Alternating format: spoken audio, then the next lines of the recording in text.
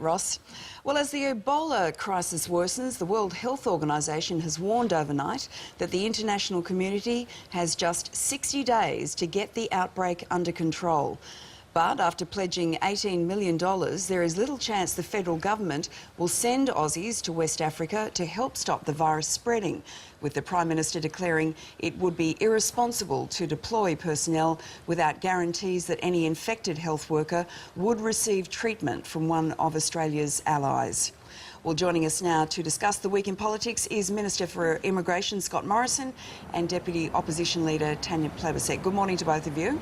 Morning, Lisa. Tanya, morning. You've been very vocal on this. You don't believe that the government is doing enough? Well, Lisa, on some estimates, we've got the chance that 1.4 million people will be affected by this virus by January. So the Centres for Disease Control are saying we've got 10,000 people infected now.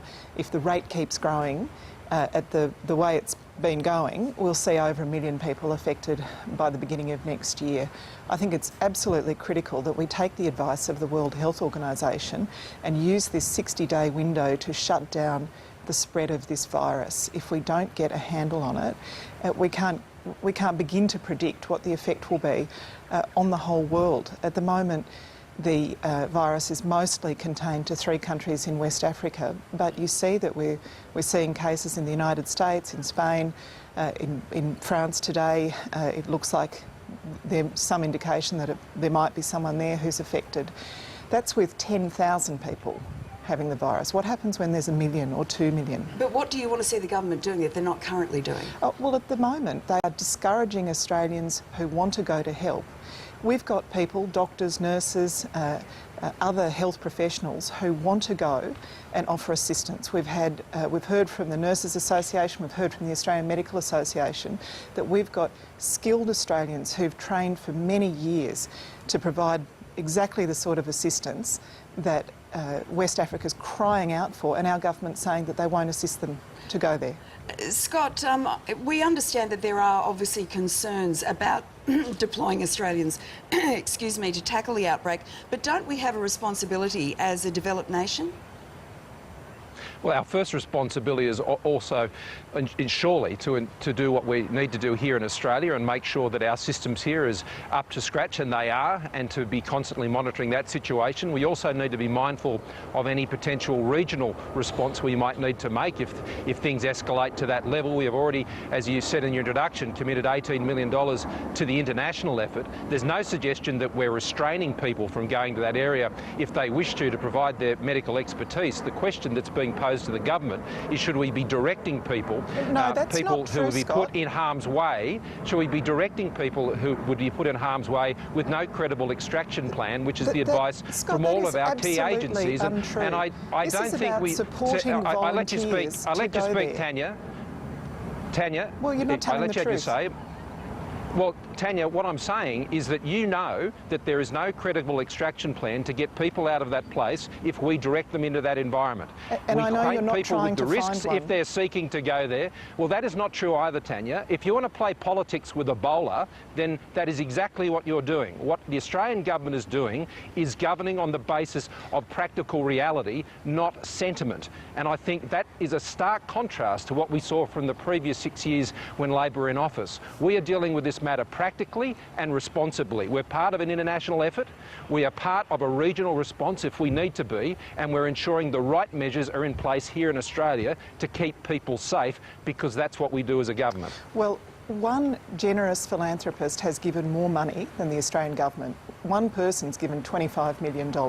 So first of all... But Tanya, are you suggesting we should put people in harm's way? No, Scott. I mean, that's what you're suggesting. You know that there is not a credible extraction plan. No, Scott, Tanya, explain to me what is the extraction plan? What we're suggesting, Scott, is that volunteers who are trained and willing and able to go should have the support of the Australian government to do so.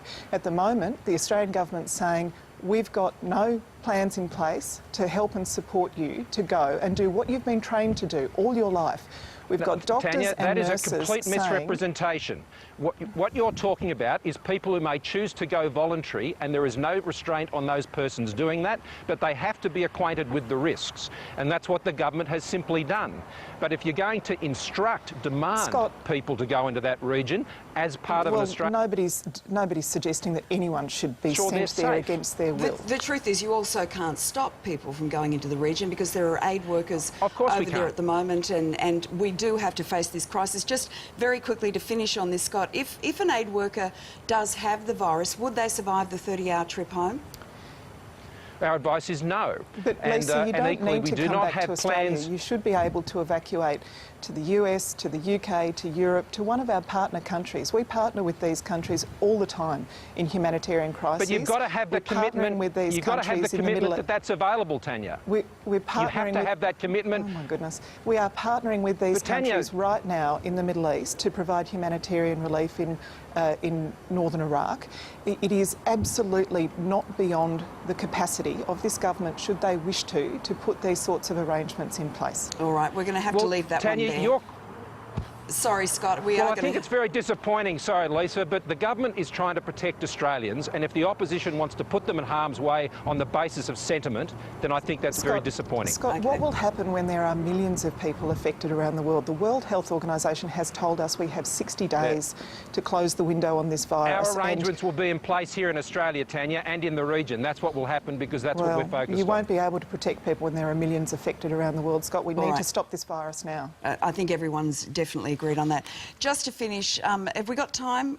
We were really hoping to play something from Sean McAuliffe earlier this week. Yeah, we're going to have time. We're going to make time. This is from Mad as Hell. Sean McAuliffe sticking it to Bill Shorten. Have a look at this. Government's used the term Team Australia a lot. I'm worried about the emergence of Team Idiot. Burn. Here's another Bill Zingers. This time he's tearing strips off Joe Hockey for smoking a cigar on budget night. Are you serious, Joe Hockey? Are you really the caricature, the cigar-chomping, foghorn leghorn of Australian politics? Oh, chihuahua. But it's not so much what...